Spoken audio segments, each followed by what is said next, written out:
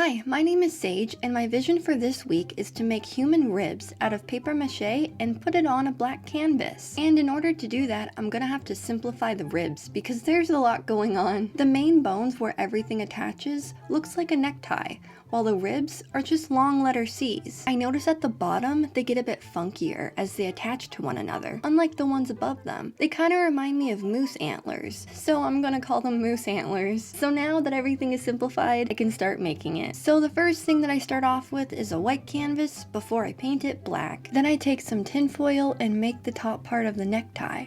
And to do that, I fold the tinfoil down into a semi-rectangular shape, a bit bigger than the size of my palm. Then I fold the sides of the rectangle to make a hexagon-y shape. Then I take some more tinfoil and make the long tie part. And if you're thinking to yourself, why doesn't she just say the bone names? Is it because I can't pronounce names like these? Yeah, you'd be right. And here I'm just making a little bit skinnier on the sides, and I'm also folding the tip into a triangle. Then once I check to see if it's the right size, shocker, it's not. I found out it's just too long, because on this channel, we measure in vibes and not numbers. In hindsight, I could have just cut off the top to shorten it, but I didn't have hindsight as I'm not building an innator. Also, editing Sage just realized this and not art Sage. And so I repeat this exact same process all over again. And once that's done, I then take some more tinfoil and fold it up hot dog style because I'm going to be making the first rib. I'm also still eyeballing the measurements because I don't like math. And that's the end of that.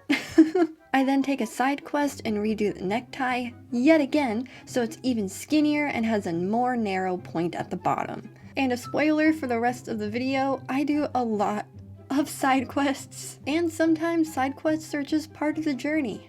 And who am I to deny them? And the side quests continue as I cut the hexagon-y part at the top to make it smaller until I'm happy. Or am I? And to make the ribs, I then take a new piece of tinfoil and fold it down to a rectangle before then scrunching it up. And then I continue this process of making ribs until, you guessed it, another side quest. I decided to turn the top part into more of a coffin shape by cutting the sides even more. So basically I'm just making the shape a lot more dramatic, you know what I'm saying? And the reason why I do this is because I am constantly looking at a picture of the human ribs just like back and forth because I don't know it off the back of my hand. So I then realized it was more of a coffin shape, so that's why. And once they're hot glued together, I then take some painter's tape and tape the necktie at the top part and then the bottom part to keep it in place, before then hot gluing the ribs into place. And then I also taped some of the ribs down as well, so it will look like it's emerging from the canvas, like this. Once I started to add more ribs, I began to notice that it was sinking, but since I wanted it to have more of a 3D effect, I decided to take matters into my own hands by making a tinfoil ball that I taped down underneath to ensure that I keep the 3D-ness. Once I made that, I just continued to make more ribs and glue them on until it looks like this. Then I move on to making the moose antler part. I don't make the full antler, just because I didn't measure and it wouldn't all fit, so we're just gonna roll with it. But I do think it'll still look good, and that's what I'm aiming for. When making the big parts of the antlers, I fold up one rectangle multiple times before then snipping it in the middle. I then do further mild adjustments. Like when I notice it's too big, I end up cutting just like the small parts off and the big parts and just scrunching it up a little bit more. I also make a little sleeve for the bottom part of the tie just to help prop it up.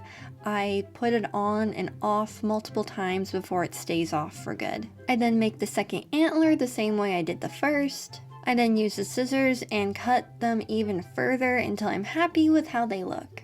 And now it's hot glue time, so I hot glue the little pieces on first before then hot gluing the big part of the antlers, and then I adjust the bottom antlers one last time before finally it looks like this. I like how much of it comes off the canvas, so now I can move on to adding some newspaper. And since I was indecisive about everything else, why should me adding newspaper on the canvas to help protect it from paper mache goop be any different?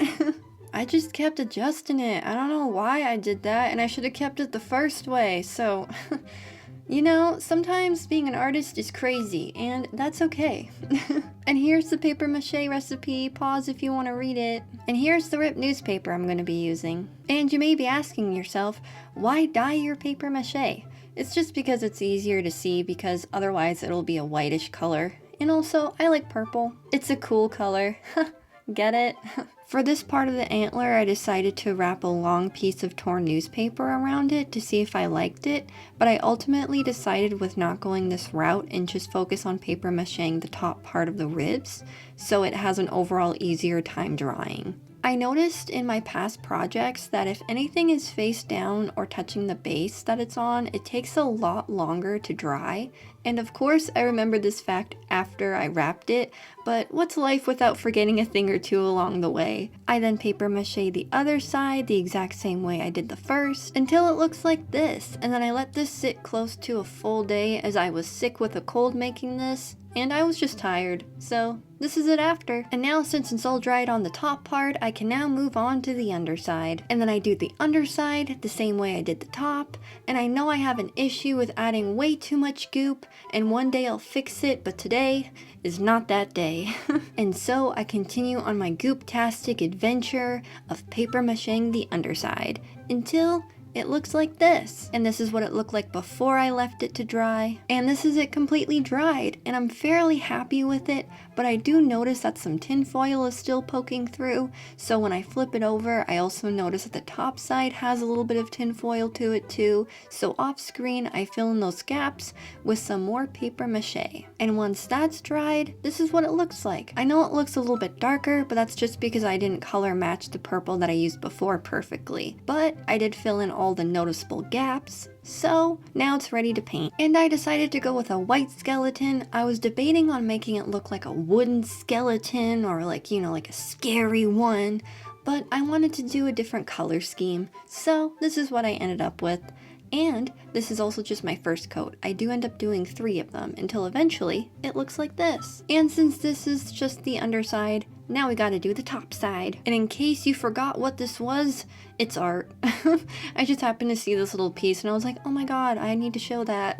Then I move on to painting the top side of the ribs, and I also do a full 3 coats to make everything stark white. And this is what it looks like once I'm done painting the 3 coats.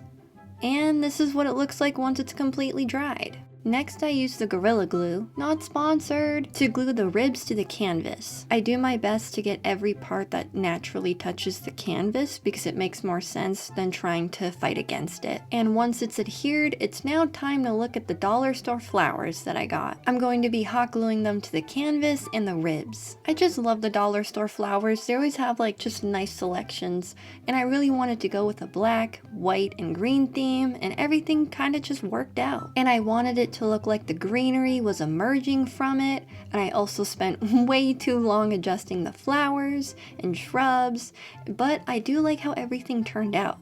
And I would also like to thank y'all so much for watching. Links to all my socials are in the description, and now it's time for the glamour shots.